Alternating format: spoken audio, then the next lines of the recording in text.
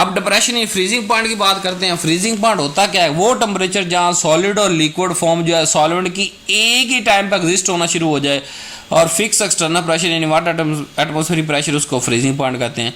यानी कि वो पॉइंट जहाँ पानी और बर्फ, अगर बर्फ जमा रहे हैं तो पानी और बर्फ जहाँ इकट्ठी आनी शुरू हो जाए वो फ्रीजिंग पॉइंट है, यानी सारी बर्फ ना जम जाए। वो पहला क्रिस्टल जब बर्फ का जमेगा, जहाँ जहाँ पानी भी मौजूद है और बर्फ भी बनना शुरू होगी, उस पॉइंट को हम क्या कहेंगे? फ्रीजिंग पॉइंट कहेंगे किसी भी लिक्विड का।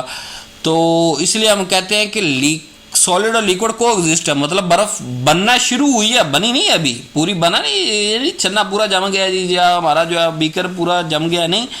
जब पहला क्रिस्टल फॉर्म हो जाएगा उस पॉइंट पे, एक क्रिस्टल तो फॉर्म हो गया ना, जब फ्यू क्रिस्टल फॉर्म हो गए तो सॉलिड मौजूद है ना, लिक्विड भी मौजूद है, तो उसको हम फ्रीजिंग पॉइंट कहेंगे।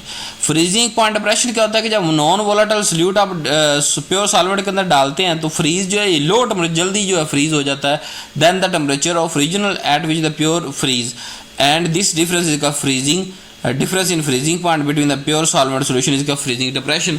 यानी कि जब आप सोल्यूट ऐड करते हैं तो वो जल्दी लो टेम्परेचर पे फ्रीज हो जाता है, तो फ्रीजिंग पॉइंट क्या हो गया? डिप्रेस हो गया, कम हो गया, डिक्रीज हो गया।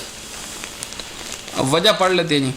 जब नॉन वोलेटाइल सोल्यूट हम डालते हैं ना प्योर सॉल्वेंट के अंदर, तो एक ट्रिपल पॉइंट आता है जहाँ पे वेपर, लिक्विड और सॉलिड तीनों को एग्जिस्ट करते हैं। ये नीचे ग्राफ ट्रिपल पॉइंट का है। यहाँ सिर्फ कुछ, ये ग्राफ बड़ा नहीं है, बड़े मज़ेदार है, बड़ा समझे हम कि तीनों स्टेट इस पॉइंट पे मौजूद है। ट्रिपल पॉइंट का क्या मतलब? वेपर भी मौजूद है, क्रिस्टल सॉलिड भी मौजूद है और पानी भी मौजूद है, यानी अगर वाटर की बात करें तो इस ट्रिपल पॉइंट पे जो लोअरिंग ऑफ वेपर प्रेशर है solution take place, so in order to gain establish equilibrium between solid and liquid temperature is further drop. This lead to the depression in freezing point of solution as compared to freezing point of pure. This is called depression in freezing point। कि इस point से भी उसको नीचे जाना पड़ता है। क्यों नीचे जाना पड़ता है? क्योंकि सोल्यूट ऐड हो गए हैं। अब यहाँ अकेला सॉल्वेंट ने नहीं जमना, सोल्यूट ने भी साथ जमना है, उसके मॉलिक्यूल की नेचर भी इफेक्ट करेगी। So as a freezing point solvent temperature at which solid and liquid form equilibrium, while the freezing point of solution is the temperature at which the solid solvent is equilibrium with the liquid solution। So vapour pressure of solution is less than vapour pressure pure, क्योंकि solution का vapour pressure कम होता है pure से। So solid solvent and liquid solution can not coexist for freezing point for pure solvent, so temperature is further reduce, क्योंकि ये वो point नहीं है जहाँ को एग्जिस्ट हो सके, तो उससे नीचे वाले पॉइंट पे जाना पड़ेगा, ट्रिपल पॉइंट से भी नीचे जाना पड़ेगा पूरा फ्रीज करने के लिए। So it is clear from graph से मैं ये तो क्लियर हो गया कि जो फ्रीजिंग पॉइंट है वो प्रोपोर्शन है, डायरेक्टली प्रोपोर्शन है मोलर कंसंट्रेशन के। सो हमने यहाँ TF लिख दिया, change in freezing point directly proportion to the molar concentration.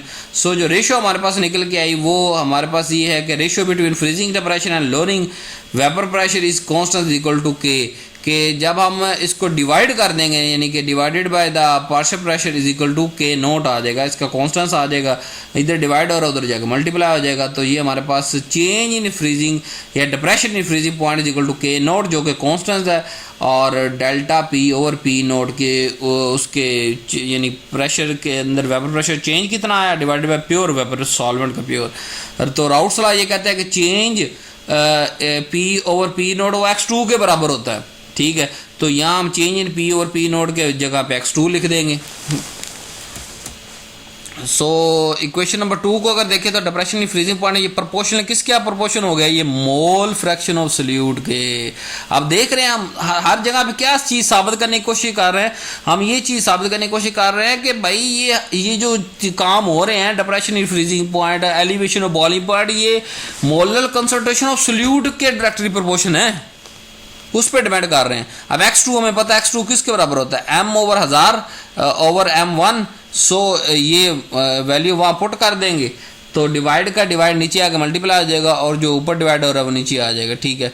तो m1 m1 ओवर 1000, या हम इसको KFM भी, इस पूरे को m over m multiply by m1 over 1000 को FM भी लिख सकते हैं, ठीक है।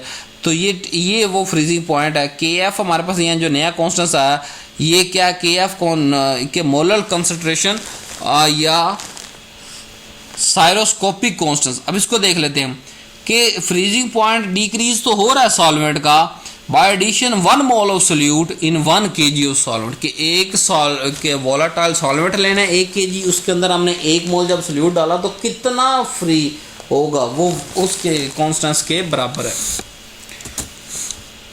आगे फ्रीजिंग पॉइंट कैसे मेजर करते हैं, बैकमैन मेथड ऑपरेटर्स के तहत इसके अंदर हम यूज़ करते हैं। फिगर हमारे पास दी हुई है। पहले हम क्या करेंगे, सोल्यूशन को इंट्रोड्यूस कराएंगे ऑपरेटर्स के अंदर, उसको फ्रीज रिकॉर्ड करेंगे। आफ्टर दिस प्योर का अंदर इंट्रोड्यूस कराएंगे, उसका फ्रीज नोट करेंगे और डिफरेंस हम निकाल लेंगे। कितना आसान सा जो ये फ्रीजिंग मिक्सचर है जिसने फ्रीज करना है, अंदर हमारे पास फ्रीजिंग ट्यूब है जिसमें फ्रीज होना है, आगे एयर जेट है, आउटर हमारे पास है कॉक स्ट्रिप्ड है और बैक में थर्मामीटर लगा हुआ जिस पे हम नोट करेंगे कि भाई पहले सोल्यूट इस पे हो गया और फिर सॉल्वेंट इस टेम्परेचर पे हो गया। So thanks for watching, don't forget to subscribe my channel. अगर आप वीडियो के इस हिस्से तक पहुंचे हैं तो आप इस चैनल को सब्सक्राइब भी करें, लाइक करें, शेयर करें ज़्यादा से ज़्यादा। फेसबुक के जो ग्रुप्स हैं, व्हाट्सएप के ग्रुप्स हैं, अपने क्लास फेलोज़ के साथ, अपने कोलीग्स के साथ, सीनियर और जूनियर के साथ इस वीडियो को ज़्यादा से ज़्यादा शेयर करें ताकि ये इन्फॉर्मेशन हर जो मेडिसिन इस्तेमाल करने वाला फ्यूचर में ये जो कर रहा है उस तक पहुँच सके। थैंक्स फॉर वॉचिंग, अल्लाह हाफिज़।